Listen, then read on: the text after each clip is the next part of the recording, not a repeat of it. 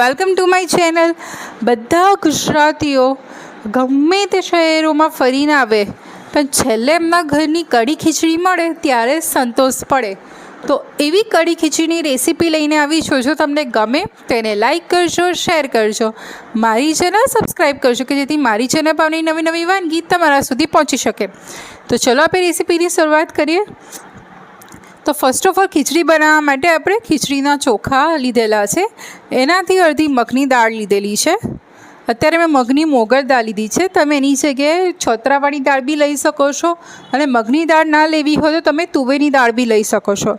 હવે આપણે ચોખા અને દાળને પ્રોપર વોશ કરી લઈએ.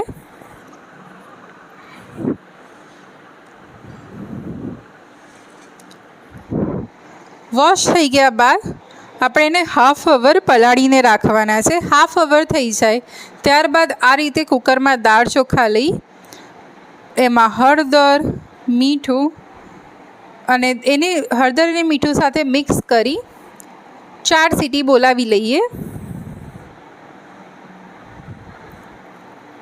કુકરની 4 સીટી બોલાવી અને ઠંડુ થઈ જાય ત્યારબાદ કુકર ખોલી આ રીતે ઘી પોર કરી લેવાથી ગરમમાં ઘી રેડી લેશો તો ટેસ્ટ બહુ સરસ આવશે.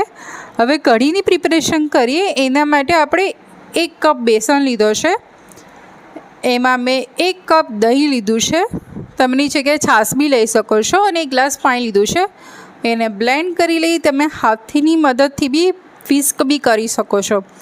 હવે એમાં આદુ અને મરચાંની પેસ્ટ લઈ લીધી છે, એને સરસ મિક્સ કરી લઈએ.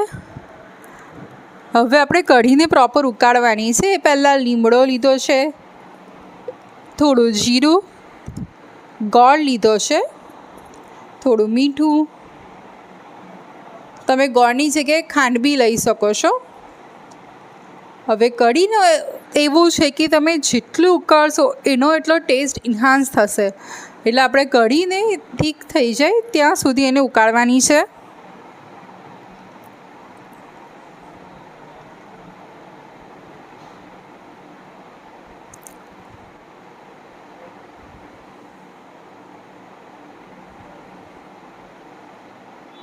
તમે જોઈ શકો છો કે ધીરે ધીરે આપણી કઢી ઉકળતા ઉકળતા જાડી થવા આવી છે. આપણી કઢી ઉકળી ગઈ છે. હવે કઢીનો વઘાર કરી લઈએ. એના માટે વઘારિયામાં ઘી લીધું છે.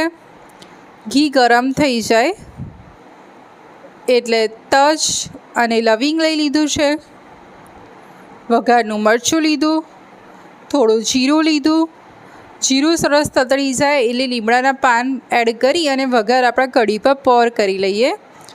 તો આપણી ગુજરાતી ખાટી મીઠી કઢી અને ટેસ્ટી એવી ખીચડી રેડી થઈ ગઈ છે. આ જ રીતે તમે ઘરે બનાવો.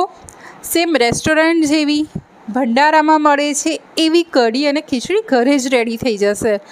તમે બી આ ઘરે બનાવો અને કેવી લાગી કોમેન્ટમાં જણાવજો. આવી બીજી રેસીપી સાથે ફરી મળીશ. આવજો. જય શ્રી કૃષ્ણ.